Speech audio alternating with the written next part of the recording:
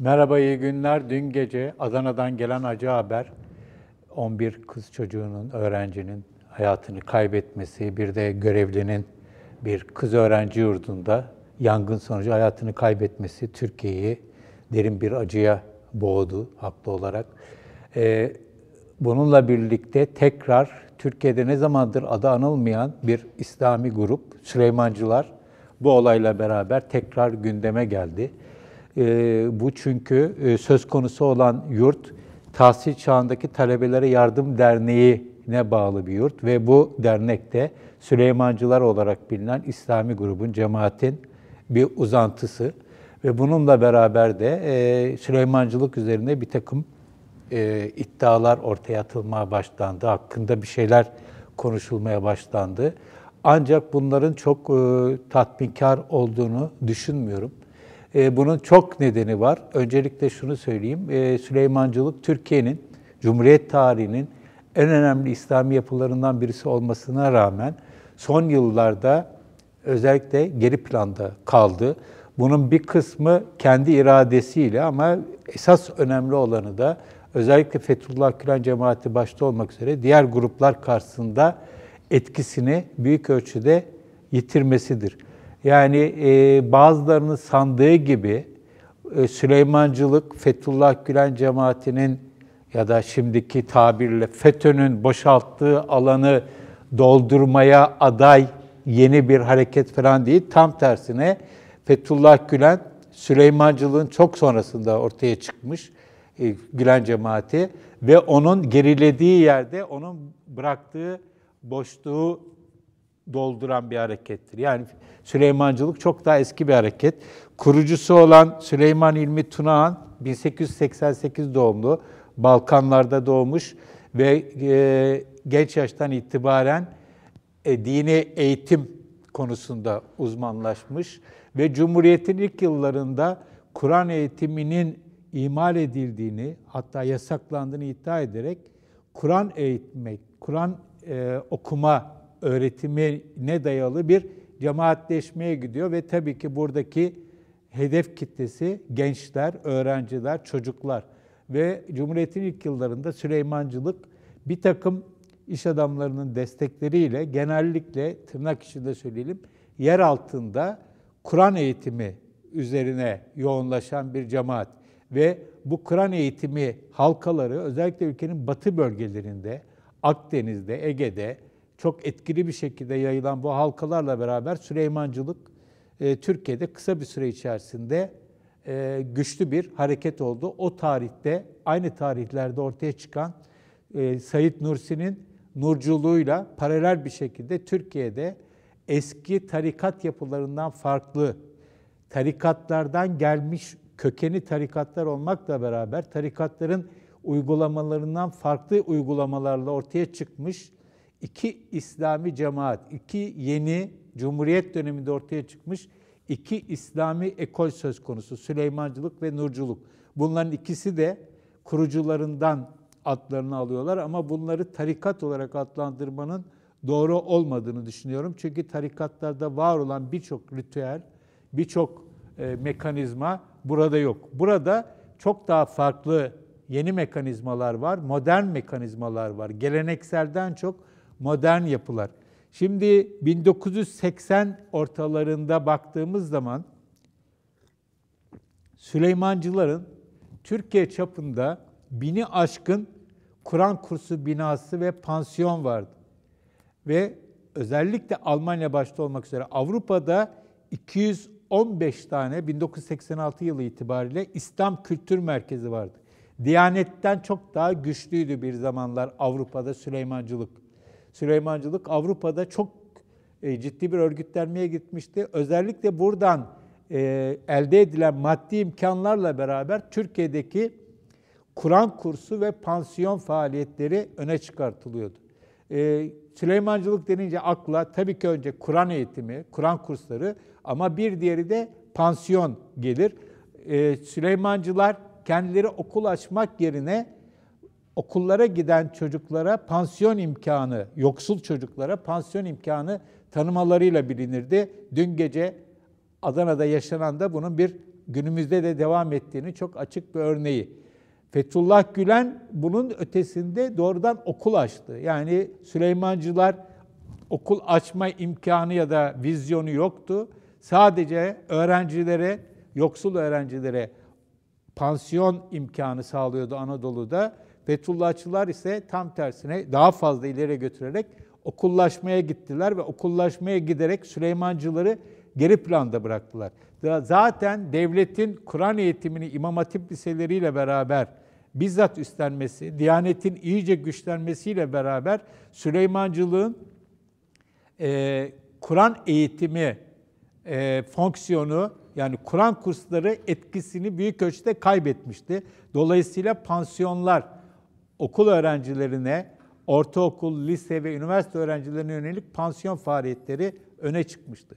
Süleymancılara öğrenciler iki yolla geliyordu genel olarak baktığımız zaman. Bir, zaten cemaatle bir ilişkisi olan, bir tür ilişkisi olan aileler çocuklarını buranın kurslarına ya da pansiyonlarına yolluyordu. Bir de yoksul aile çocukları, ki bunların çoğu da dindar aile çocukları. Ama illaki ailelerin çok dindar olması gerekmiyor.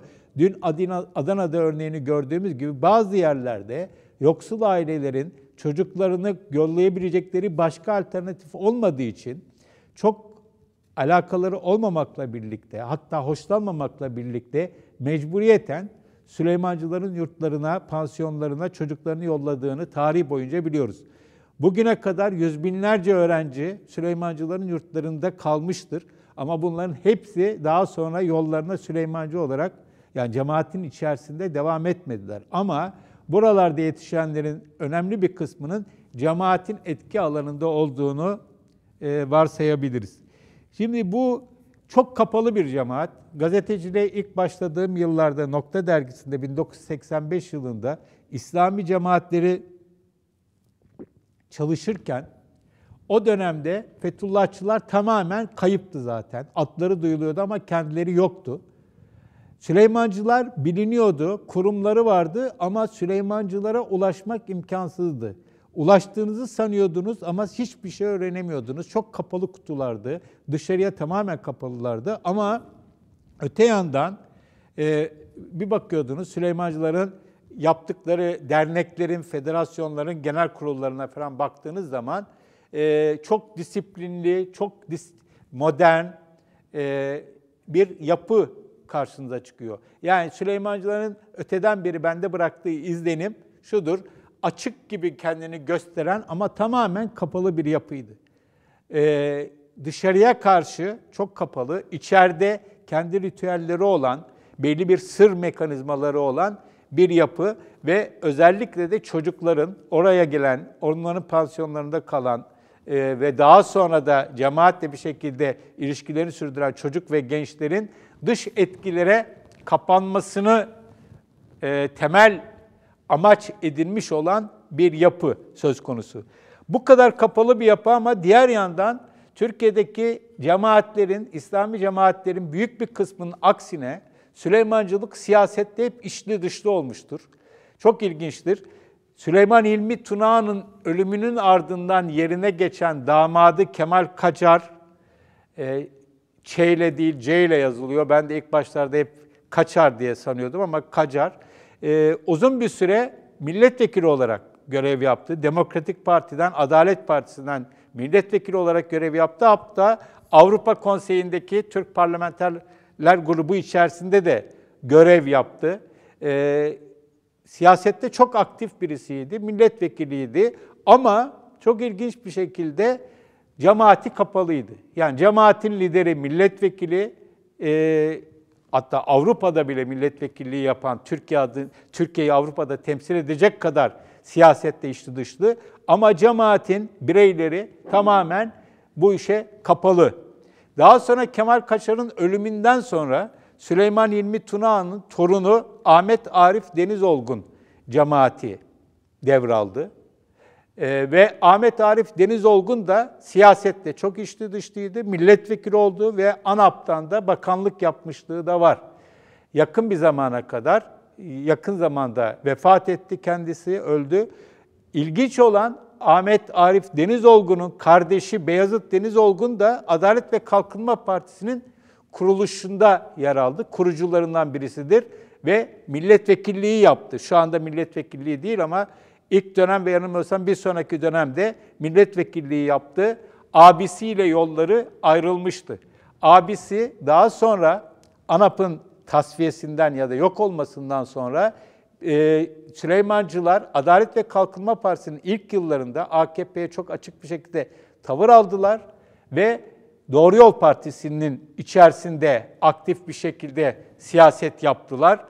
Mehmet Ağar'ın genel başkan olduğu dönemde örneğin Süleymancılar çok aktifti. Unutmuyorum, bir seçim kampanyasında Mehmet Ağar'ın İstanbul'da Çağlayan'da yaptığı mitingin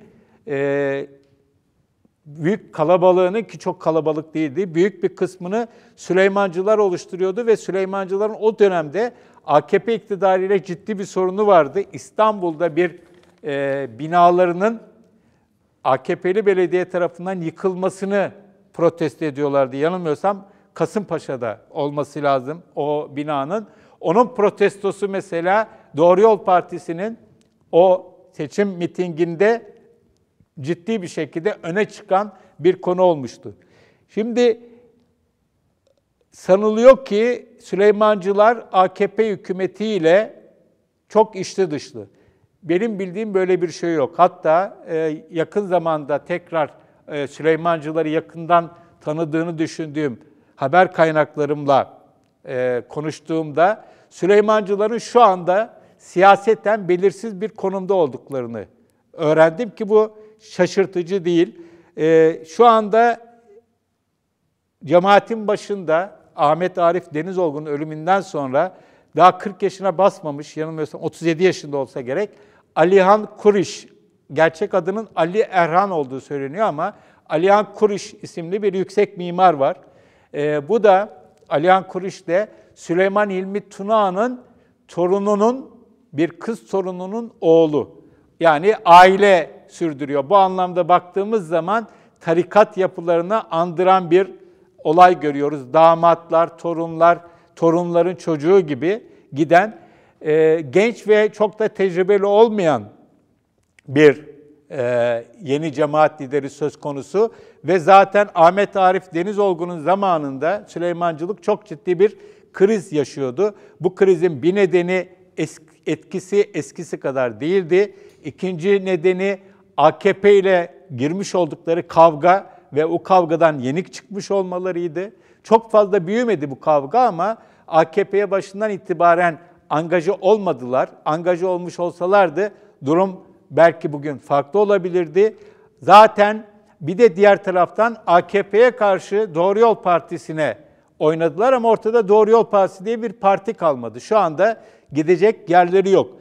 Değişik seçimlerde MHP'ye hatta CHP'ye bile oy verdirdiği söyleniyor Süleymancıların AKP karşıtlığı nedeniyle. Ama anladığım kadarıyla bu son dönemde cemaatin Adalet ve Kalkınma Partisi, daha doğrusu Recep Tayyip Erdoğan'ın yakın durmaktan başka bir seçeneği pek yok. Ancak şu aşamada bugün itibariyle Süleymancıları AKP ve Erdoğan çizgisinde bir yapı, bir cemaat olarak düşünmek doğru değil. Belki yakında olur, önümüzdeki süreçte olur ama geçmişte aralarında çok büyük farklar ve çekişmeler yaşanmış olduğu için bunun kolay kolay gerçekleşebileceğini sanmıyorum. Dolayısıyla AKP hükümetinin ve Cumhurbaşkanı Erdoğan'ın Fethullah Gülen cemaatinden boşalan yerlere doldurmada Süleymancılara başvurduğu ya da başvuracağı önermesi çok gerçekçi gözükmüyor. Bunun bir nedeni zaten bu cemaatin arasının hükümetle, siyasi iktidarla açık olması ama daha önemlisi Süleymancılık 2000'li yıllardan itibaren diyelim değişen koşullara ayak uydurma konusunda çok büyük bir başarısızlık gösterdi. Çok eski tip kaldı. Zamanın ruhuna, yani Türkiye'deki ruhuna ayak uydurmakta zorluk çekti. Ama çok köklü bir yapı olduğu için ve o pansiyonlardan, yurtlardan, Kur'an kurslarından yüz binlerce genç yetişmiş olduğu için ve bunların en azından bir bölümünün hala cemaatle bir gönül bağı ve bir kısmının da tabii organik bağ olduğu için kolay kolay yok olabilecek bir yapı değil bu. Ama Türkiye'nin önümüzdeki dönemlerine etkili bir şekilde damga vurabilecek bir yapı olduğunu hiç sanmıyorum. Bu Adana'da yaşanan olay da, ki daha önce de yine cemaatin Konya'daki bir yerinde farklı türden bir facia yaşanmıştı. Tabii ki burada bunların hepsi cemaatin zaten, Süleymancıların zaten pek parlak olmayan durumunu daha da kötüleştiren şeyler. Ancak şunu özellikle vurgulamak lazım.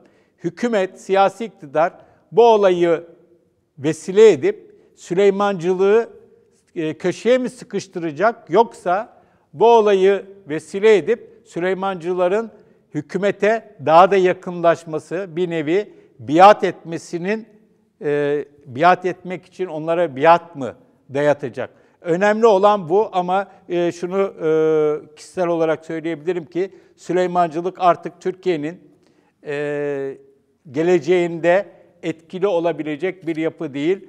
Çok olağanüstü yeni lider Aliyan Kuruş olağanüstü yenilikler getirip bu yapıyı bambaşka bir yerlere taşırsa, ki çok ihtimal vermiyorum, belki durum değişir. Ama Süleymancılık 2000'li yıllarla beraber içine girmiş olduğu sönme, erime ve etkisizleşme sürecini devam ettirecek bir yapı gibi geliyor bana. Tekrar hayatını kaybeden kızlarımıza, öğrencilere çok rahmet diliyorum. Çok üzücü bir olaydı. Bunun sorumlularının tabii ki öncelikle pansiyonu işletenler nereye kadar gidebilirse, ama aynı zamanda da devlet yöneticileri, yerel yöneticiler, mülki amirler, bu hepsinin ortak payının olduğu bir facia. Bunların hepsinin sorumlularının bulunup cezalandırılmasını temenni ediyoruz, ama bunun olabileceği konusunda daha önceki örneklere baktığımızda maalesef pek ümitli olamıyoruz. İyi günler.